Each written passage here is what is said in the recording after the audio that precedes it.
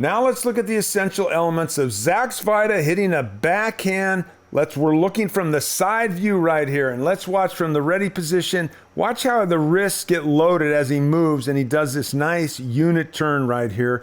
And now he's going to load that swing on the left leg right here. Watch when he presses into the foot, how the swing goes back, and he starts stretching that right foot forward. The swing is completely loaded, and then he drops down almost simultaneously. A little momentum to drop it right there. Wrists are laid back. Left hand is kind of right behind the hip, and he comes around and through. Watch how the left hip rotates. The left shoulder brings the swing through, and he presses through the hit right there, extending that left shoulder and arm through it, and as he presses, and then he brushes up and releases his right wrist up and across the ball right here for a very nice looking backhand. And let's watch it one more time right here from the ready position. Little unit turn as he starts moving. You got to do the unit turn right here. Steps on the left leg to address the ball and stretches the right leg forward. That swing loads and drops down simultaneously, and then comes around and through, brushes up everything in front of his body.